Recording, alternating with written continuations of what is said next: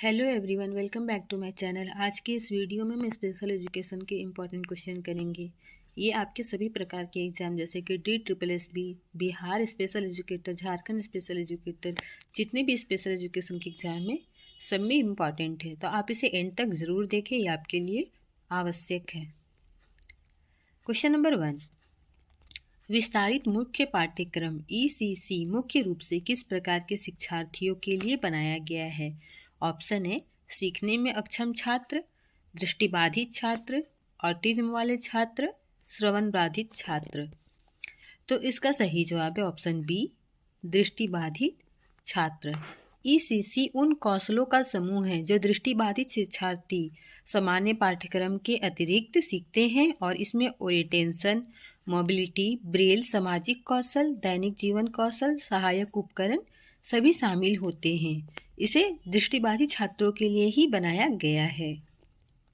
Next question है question number 2, cerebral palsy में कार्यात्मक कठिनाइयों की पहचान के लिए कौन सा मूल्यांकन उपकरण सबसे उपयुक्त है? ऑप्शन दिया हुआ है। ऑप्शन ए विनलैंड अनुकूली व्यवहार scale, option B GMFCS gross motor function classification system, option C BSAC behaviour assessment system for children, option D WISC-IV intelligence scale. तो क्वेश्चन नंबर 2 इसका सही जवाब है option B, gross motor function classification system. यह एक वैज्ञानिक प्रणाली है जो सेरेब्रल पाल्सी वाले बच्चों को चलने फिरने, बैठने, खड़े होने, संतुलन रखने जैसी मोटर क्षमताओं का स्तर निर्धारित करती है। क्वेश्चन नंबर 3, दृष्टि श्रवण बाधित डेफ ब्लाइंड शिक्षार्थियों के लिए कौन सा मुख्य शिक्षण तरीका आवश्यक है? ऑप्शन ए बहु इंद्रिय पद्धति, ऑप्शन बी श्रवण मौखिक चिकित्सा, ऑप्शन सी दृश्य चिकित्सा, ऑप्शन डी ध्वन्यांतक शिक्षण। तो क्वेश्चन नंबर 3 का सही जवाब है ऑप्शन ए, बहु इंद्रिय पद्धति, multi sensory approach. Deaf blind छात्रों में दोनों इंद्रियां जैसे कि श्रवण और दृष्टि प्रभावित होती है, इसलिए शिक्षण में स्पर्श, गति, संवाद, गंध, कंपन आदि का उपयोग किया जाता है। इसे बहु इंद्रिय शिक्षण, मल्टी सेंसरी लर्निंग कहते हैं, जो सबसे प्रभावी है। व्यक्ति केंद्रित योजना PCP मुख्य रूप से किस पर केंद्रित होती है? ऑप्शन ए पारिवारिक अपेक्षाएं, ऑप्शन बी व्यक्ति की क्षमताएं, आवश्यकताएं व लक्ष्य, ऑप्शन सी शिक्षक के उद्देश्य, ऑप्शन डी पाठ्यक्रम मानक। तो क्वेश्चन नंबर 4 का सही जवाब है ऑप्शन बी, व्यक्ति की क्षमताएं, आवश्यकताएं और लक्ष्य। PCP एक दार्शनिक और शैक्षणिक सिद्धांत है जो यह कहता है कि योजना व्यक्ति की ज़रूरतों पर आधारित हो, निर्णय व्यक्ति के लक्ष्यों के अनुसार हो। इसमें फोकस व्यक्ति पर होता है, ना कि स्कूल या परिवार पर। क्वेश्चन नंबर 5, ऑटिज्म में कौन सी संचार कठिनाई सबसे प्रमुख होती है? ऑप्शन ए प्रतिध्वनि भाषण, ऑप्शन बी लिखने में कठिनाई, ऑप्शन सी अत्यधिक पढ़ना, ऑप्शन डी ध्वनि उच्चारण त्रुटियां। तो इसका सही जवाब है ऑप्शन ए प्रतिध्वनि भाषण। ऑटिज्म में कई बच्चे सुनी हुई बातों को जैसे तैसे दोहराते हैं, इसे ही प्रतिध्वनि भाषण कहा जाता है। यह सबसे आम और प्रारंभिक संचार कठिनाई है। यह तत्कालिक या विलंबित हो सकती है, मतलब ये इमिडिएटली हो सकती है या फिर इसमें डिले भी हो सकता है। क्वेश्चन नंबर 6, लर्निंग डिजेबिलिटी का सबसे प्रारंभिक संकेत सामान्यतः किस क्षेत्र में दिखता है? ऑप्शन ए सामाजिक कौशल, ऑप्शन बी शैक्षणिक कौशल, ऑप्शन सी खेल गतिविधियां, ऑप्शन डी मोटर समन्वय। तो क्वेश्चन नंबर 6 का सही जवाब है ऑप्शन बी शैक्षणिक कौशल, academic skills, reading, writing. LD जैसे होते हैं लर्निंग डिजेबिलिटी, जैसे डिसलेक्सिया, डिस्ग्राफिया आदि का पहला प्रभाव पढ़ने लिखने की क्षमता पर दिखाई देता है। जैसे कि कोई अक्षर को उल्टा पढ़ सकता है, स्पेलिंग गलत लिख सकता है, पढ़ने में धीमा हो सकता है। क्वेश्चन नंबर 7, बौद्धिक दिव्यांगता के लिए पाठ्यक्रम अनुकूलन का सबसे महत्वपूर्ण घटक क्या है? ऑप्शन ए समृद्धि कार्यक्रम, ऑप्शन बी कार्य विश्लेषण, ऑप्शन सी अवधारणा गति, ऑप्शन डी उन्नत शिक्षण मॉड्यूल। तो क्वेश्चन नंबर 7 का सही जवाब है ऑप्शन बी कार्य विश्लेषण। आईडी वाले बच्चों के लिए जटिल कार्यों को छोटे छोटे सरल चरणों में तोड़कर सिखाना सबसे प्रभावी माना जाता है। जैसे हम कह सकते हैं दांत साफ करना को 10 छोटे चरणों में सिखाना, यह आईडी की शिक्षण की सबसे महत्वपूर्ण रणनीति है। नेक्स्ट है क्वेश्चन नंबर 8, कार्यात्मक शिक्षण कौशल प्रशिक्षण का मुख्य विशेषता क्या है? ऑप्शन दिया हुआ है। ऑप्शन ए वास्तविक जीवन में उपयोग पर ध्यान, ऑप्शन बी उच्च स्तरीय अवधारणाओं पर ध्यान, ऑप्शन सी प्रतियोगी परीक्षाओं की तैयारी, ऑप्शन डी साहित्यिक सराहना।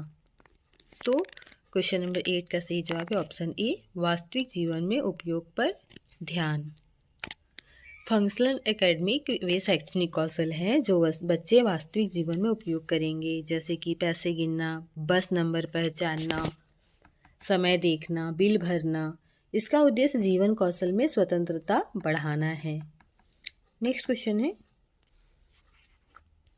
क्वेश्चन नंबर 9, ट्रांजिशन शिक्षा किस पर जोर देती है? ऑप्शन ए स्कूल से उच्च शिक्षा तक जाना, ऑप्शन बी स्कूल से स्वतंत्र जीवन पर रोजगार, ऑप्शन सी कक्षा प्रबंधन, ऑप्शन डी केवल शैक्षणिक उपलब्धि।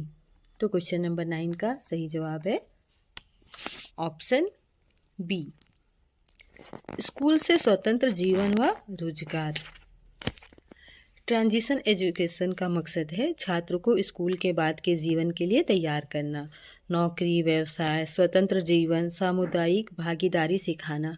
यह स्कूल से व्यस्त जीवन की ओर परिवर्तन पर केंद्रित है। नेक्स्ट क्वेश्चन है क्वेश्चन नंबर 10, दृष्टिबाधित छात्रों के लिए सबसे उपयुक्त शिक्षण विधि कौन सी है?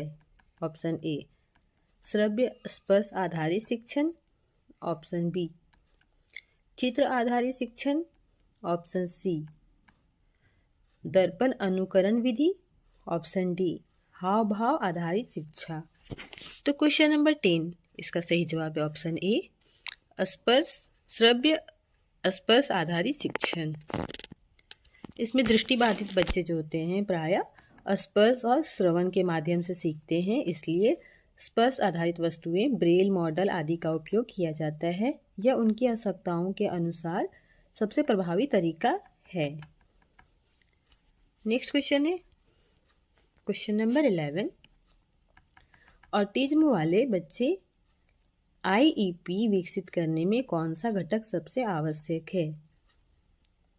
ऑप्शन है ऑप्शन ए संवेदी प्रोफाइल, ऑप्शन बी भावनात्मक जागरूकता, ऑप्शन सी स्थूल मोटर कौशल, ऑप्शन डी कहानी दोहराना। तो क्वेश्चन नंबर 11 का सही जवाब है ऑप्शन ए संवेदी प्रोफाइल, सेंसरी प्रोफाइल।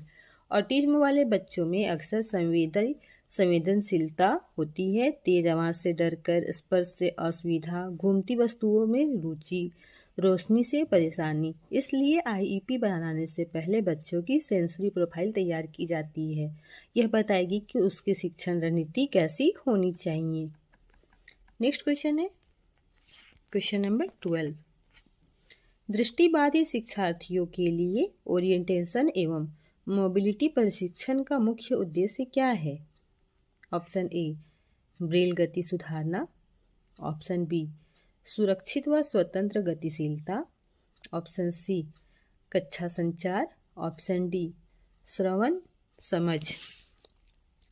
तो क्वेश्चन नंबर 12 का सही जवाब है ऑप्शन बी सुरक्षित व स्वतंत्र गतिशीलता।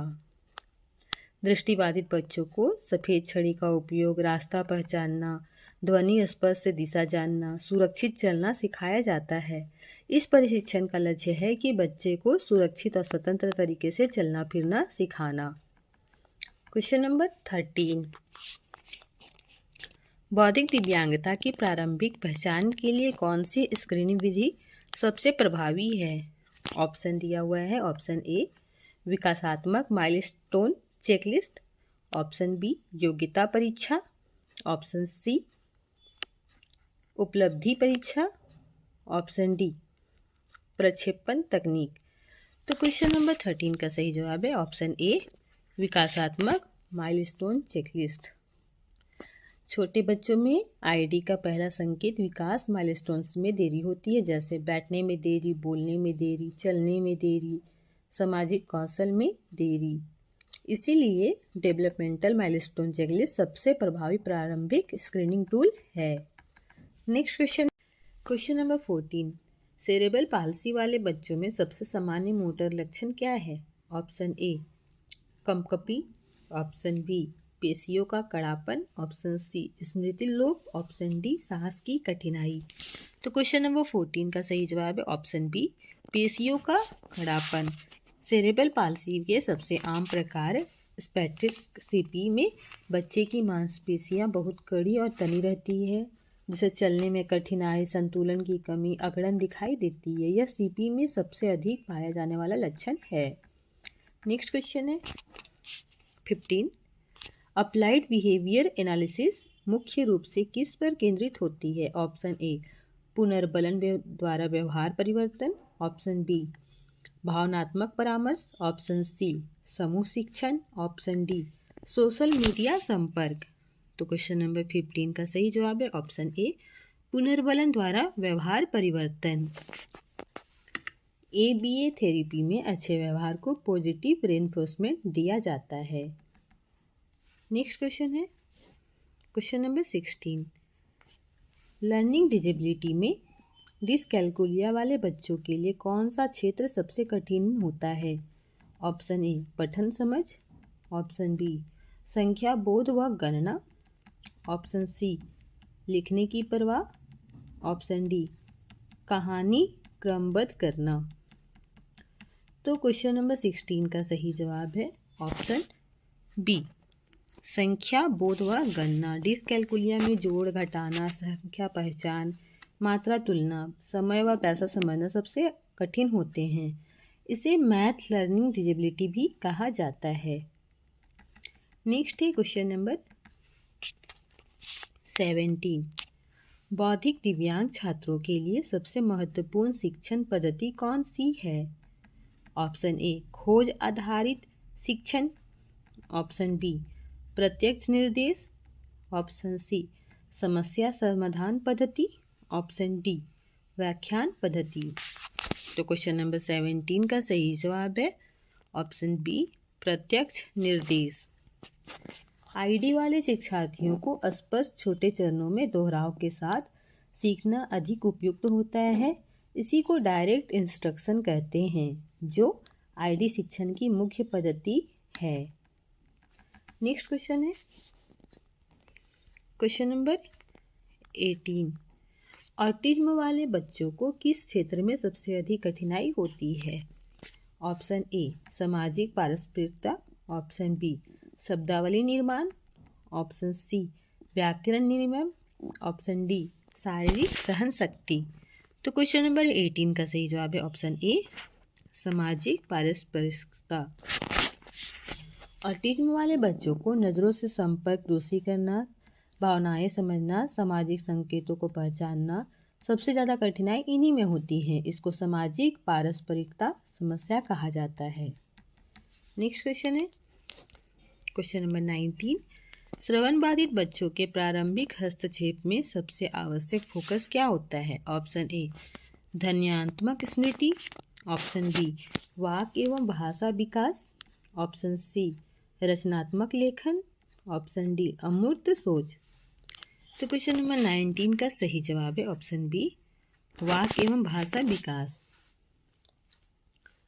नेक्स्ट क्वेश्चन है क्वेश्चन नंबर 20, स्पर्श आधारित मॉडलिंग टैक्टाइल मॉडलिंग सबसे अधिक किसके लिए उपयोग की जाती है? Option A autism, option B दृष्टि एवं श्रवण बाधित शिक्षार्थी, ऑप्शन सी सीखने में अक्षमता, ऑप्शन डी प्रतिभाशाली छात्र।